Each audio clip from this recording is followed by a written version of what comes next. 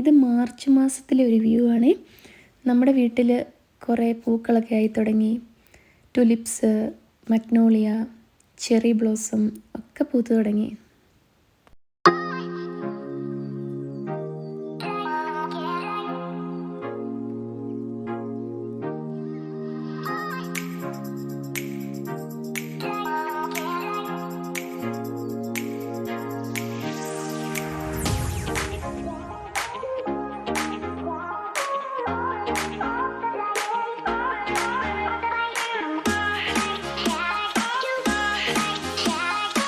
ഈ പൂക്കളൊക്കെ ആയി തുടങ്ങിയ സമയത്ത് നമ്മളിത് എങ്ങോട്ടാണെന്നല്ലേ?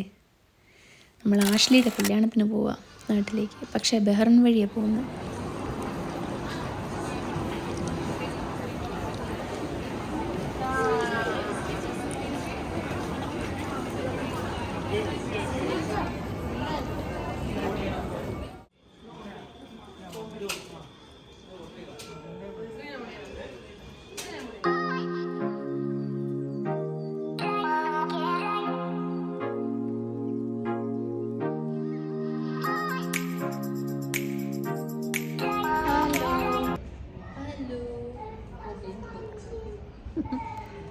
നമ്മളിപ്പോൾ ഹീത്രോ എയർപോർട്ടിലാണ്.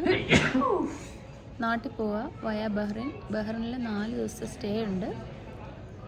പിള്ളേർ ആഫ്റ്റർ 2 ഇയേഴ്സാണ് നാട്ടിൽ പോകുന്നത്. ഞാനും വെച്ചും കഴിഞ്ഞ വർഷം അപ്പൂൻ്റെ കല്യാണത്തിന്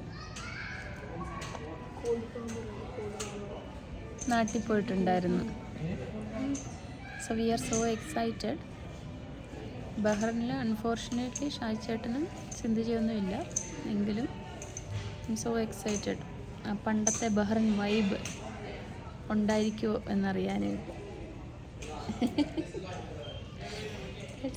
സ്മിത ചേച്ചിയൊക്കെ എയർപോർട്ടിൽ വരും.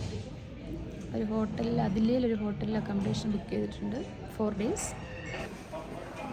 അപ്പോൾ ഞങ്ങളങ്ങനെ 5 വർഷങ്ങൾക്ക് ശേഷം ബഹ്റിനിലേക്ക് പോവാണ്. 5 വർഷം അല്ലേ? 5 years. സൂപ്പർ എക്സൈറ്റഡ് ആണ്. പിള്ളേരൊക്കെ ബോട്ടപ്പ് അവിടെയല്ലേ? അപ്പോൾ അവരുടെ കുട്ടിക്കാല ഓർമ്മകളെല്ലാം ബഹ്റിനിലായിരുന്നു. എങ്ങനെയുണ്ട് ബഹ്റിന് എന്ന് നമുക്ക് നോക്കാം അല്ലേ? നമ്മുടെ ഒരു കല്യാണത്തിന് ശേഷം ഒരു നല്ല കാലഘട്ടം നമ്മൾ സ്പെൻഡ് ചെയ്തത് ബഹ്റിനിലായിരുന്നു. Good memories. അതെ.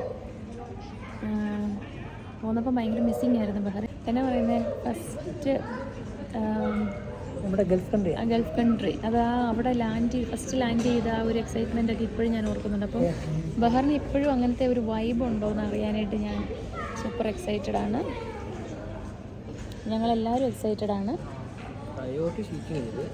Let's see.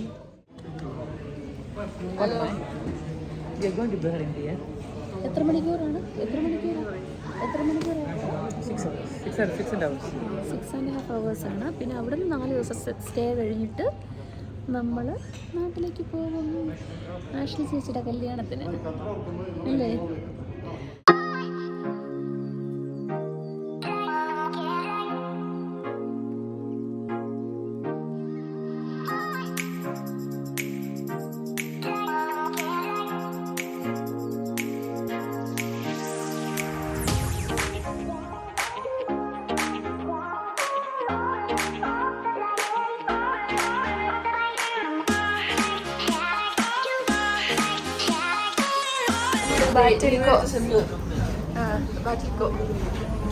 First മെമ്മറിയിലെ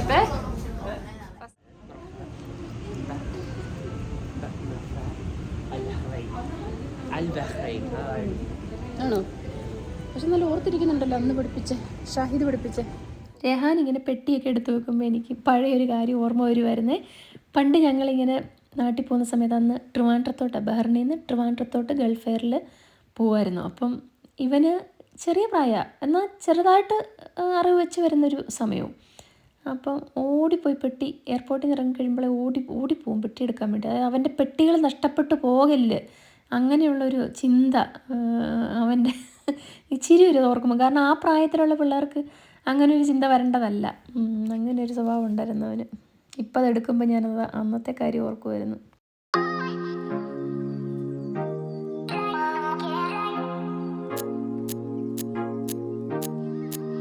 Almania. അതില്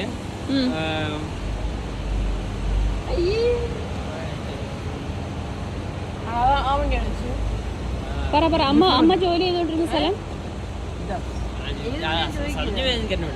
ജിദാബ്സ്. അപ്പ ജോലി ചെയ്തോണ്ടിരുന്ന സ്ഥലം അതിന്റെ സ്ഥലത്തിന്റെ പേരെന്നാ? ഹിഡ്.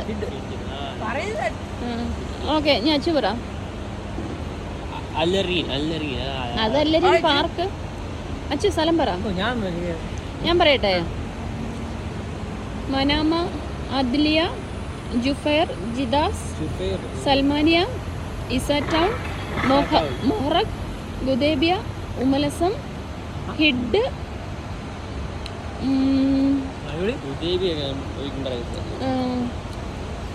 പിന്നെ റിഫ, ഇസ ടൗൺ പറഞ്ഞോ?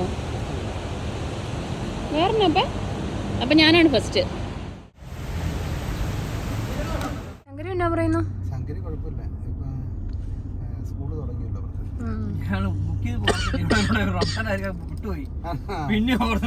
അത് പ്രശ്നമില്ല, ഫുഡൊക്കെ കിട്ടും കേട്ടോ.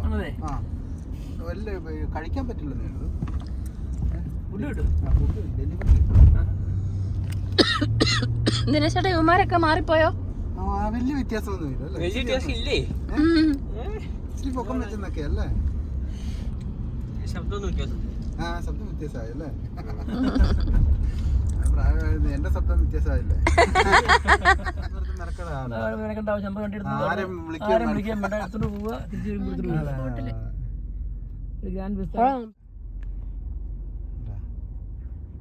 ഹെൽമെറ്റ് ഒന്നുമില്ല. ബംഗാളിയുടെ കളികളാ.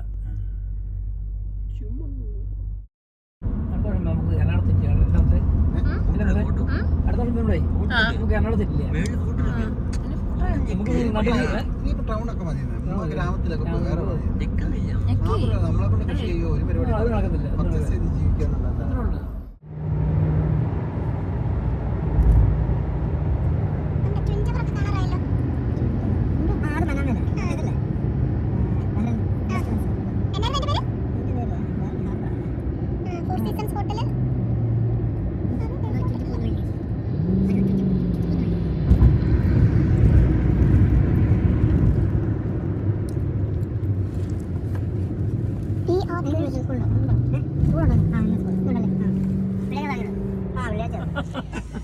എന്റെ പൊന്നെ എന്നെ ഉണ്ട്.